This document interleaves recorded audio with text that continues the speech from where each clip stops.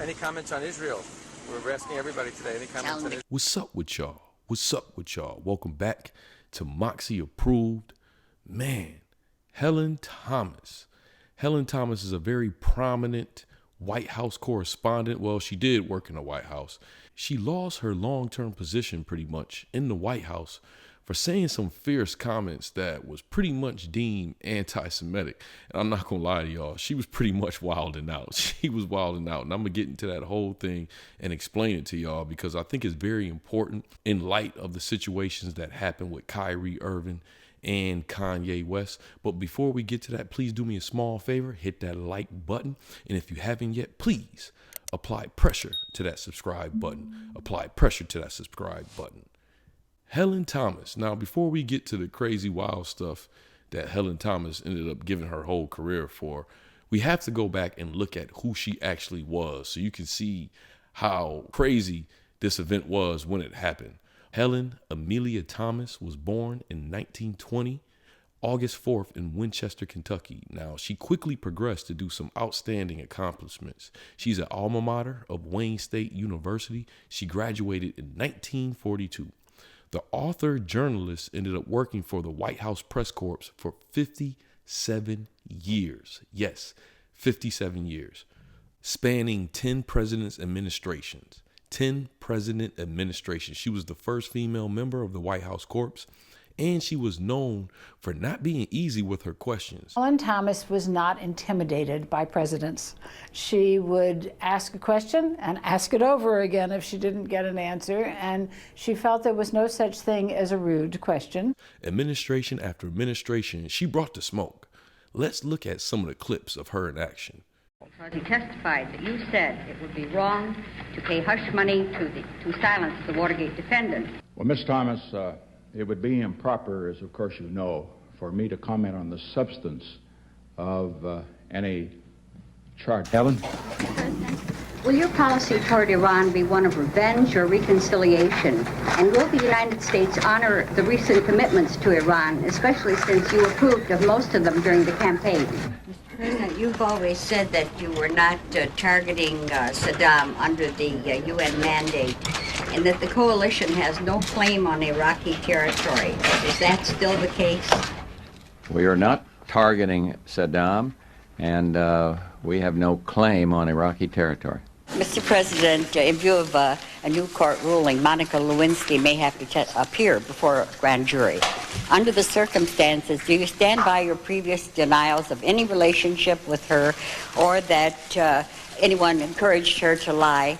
While I have the floor, do you think that the special prosecutor has gone beyond the call and is out to get you?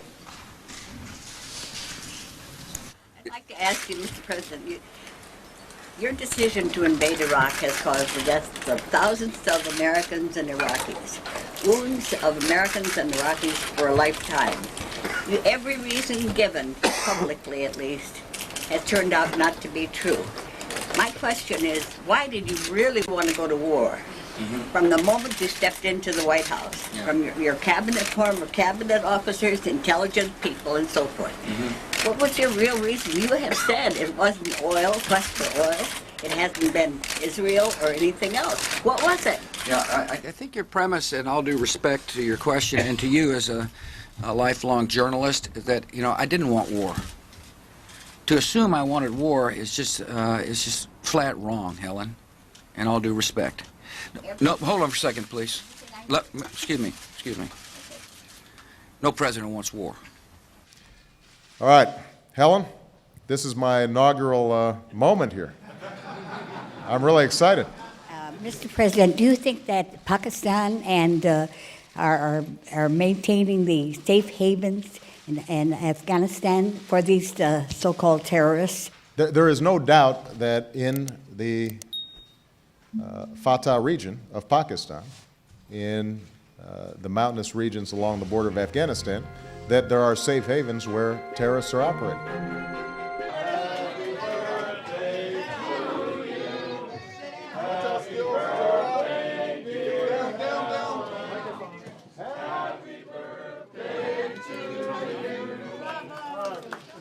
This is because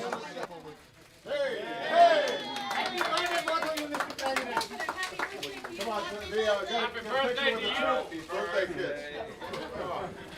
Watch your head. Watch your stills. Move to the right. Will you tell us your birthday wish? Now, as you can see, she was a top of the line journalist, pioneer, if you will.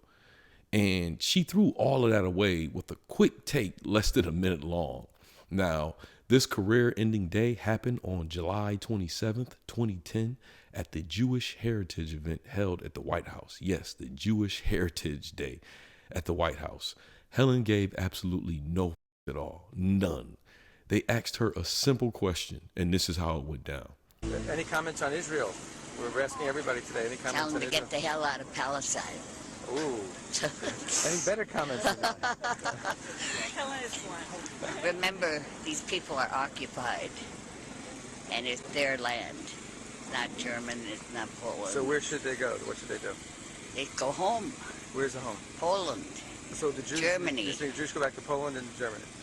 And America and everywhere else. Wow. Now, after that, you know the media went crazy. They called her comments offensive and reprehensible. They called for her suspension, and soon after that, she resigned. 3 years later, she then died. But in fairness, the media gave her a fair goodbye. Remembering a pioneer here, Helen Thomas, who pressed so many presidents with her tough questions, has died. You know, I think Helen understood that the whole atmosphere of the White House and the press was a little too cozy.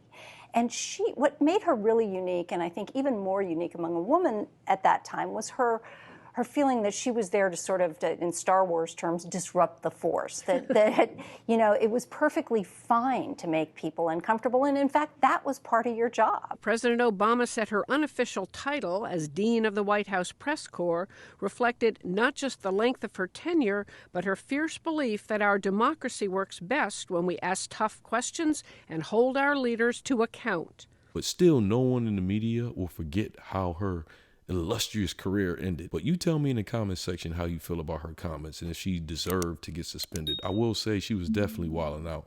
And, you know, saying that on Jewish Heritage Day in the White House, I have a feeling that someone in the media community knew she previously felt like that and just played their hand. And, you know, yeah, they got that quick take out of her. But yeah, that's Helen Thomas. Some may say she was the Kyrie and Kanye way before there was a Kyrie and Kanye. But you let me know. Do you think hers is on a whole nother level than Kanye and Kyrie? Is it a whole different beast?